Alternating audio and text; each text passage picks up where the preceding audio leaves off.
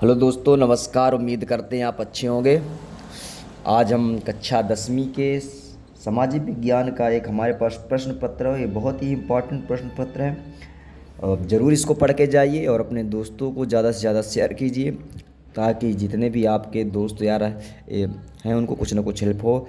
और ये मैं फिर से आपको कह रहा हूँ कि जितने भी मैंने पेपर बनाया है और बताया, जितने भी मैंने इम्पोर्टेंट प्रश्न अभी तक बताए हैं, आप जाके मिलाइए और मैच कीजिए। आपको ज़रूर न ज़रूर कुछ न कुछ, कुछ नहीं बहुत ज़्यादा कह सकते 80 से 70% इस उसी से प्रश्न पत्र आ रहे हैं। तो आइए देखते हैं, हमारे पास ये प्रश्न पत्र है। निम्नलिखित में से कौन सा राज्य हजीरा विजयपुर जगदीशपुर पाइपलाइन से नहीं जुड़ा? तो महाराष्ट्र हो जाएगा। नेपोलियन इटली पर हमला कब किया था?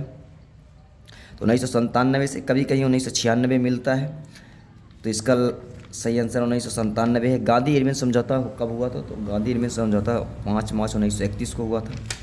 निम्न में कौन सा वक्त बहुउद्देशीय नदी परियोजना के पश्चिम में दिया गया नहीं है? तर्क नहीं है। तो ये बहुउद्देशीय परियोजनाओं के बृहद स्तर विस्थापन होता है, आजीविका खत्म होती है। ये इसका इससे संबंधित प्रश्न नहीं है। इसके बाद हम आते हैं अगला प्रश्न में। इनमें कौन सी फसल फलीदार है? तो दाल फलीदार होती हैं। निम्न में से कौन सा उद्योग दूरभाषा, कंप्यूटर आदि निर्मित करते हैं? तो इलेक्ट्रॉनिक करते हैं। फिर इसके बाद हमारे पास आता है रिक्त स्थान की पूर्ति की। तो बड़ी कंपनियों को हम बहुराष्ट्रीय कंपनियां कहते हैं। ये प्राकृतिक की पूजा, सदियों पुरानी जनजातीय विश्वास, मतलब जनजातियों को विश्वास किसमें? प्राकृतिक पूजा में।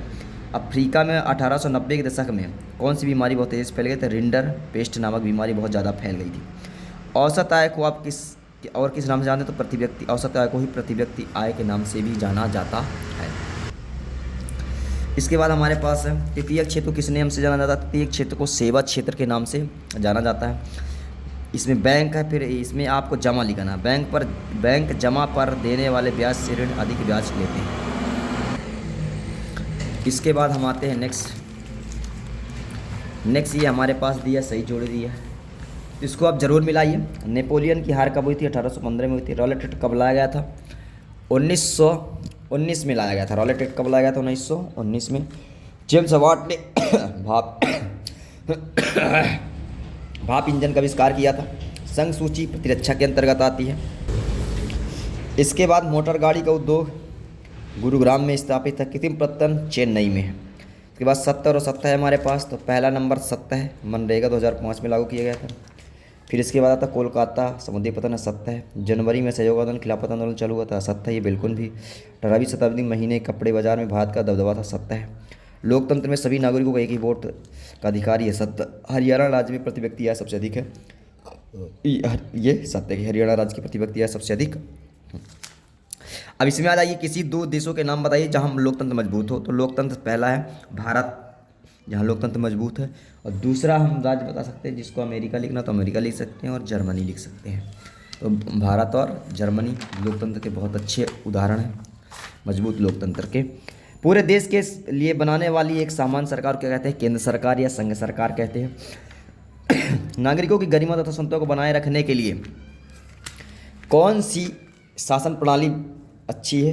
तो लोकतांत्रिक शासन प्रणाली बहुत अच्छी है। वह शासन व्यवस्था जिसमें एक ही समय में दो या दो से अधिक सहयोगी या राजनीतिक दलों द्वारा गठित सरकार क्या कहलाती है? तो साझा सरकार या गठबंधन की सरकार हम कहते हैं।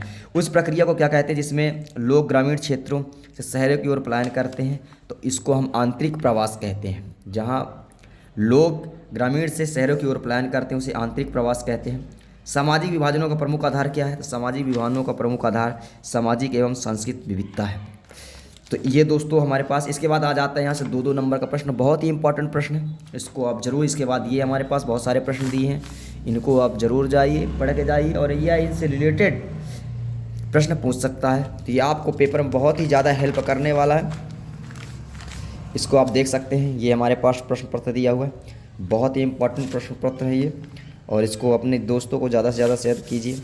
ये 2-2 नंबर का प्रश्न है, आप इसको स्क्रीनशॉट मार के प्रश्न को या टिक कर रख सकते हैं अपनी जो भी आपके पास पढ़ने के लिए व्यवस्था है। अब टिक, तो ये आप देख सकते हैं पूरे 2-2 नंबर और 3-3 नंबर का प्रश्न है ये, और ये बहुत ही इंपॉर्टेंट प्रश्न पत्र है।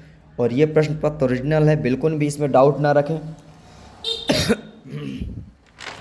इसके बाद ये हम देख सकते हैं, ये लास्ट के हैं। तो इनमें आप ये जो ग्राफ में प्रदर्शित करता है, ये बहुत ही इम्पोर्टेंट है। तो इसको ज़रूर आप ज़्यादा से ज़्यादा पढ़िए और अपने दोस्तों को ज़्यादा से ज़्यादा शेयर कीजिए, क्योंकि इसमें से ज़रूर आपको कुछ ना कुछ पेपर में हेल्प होगी।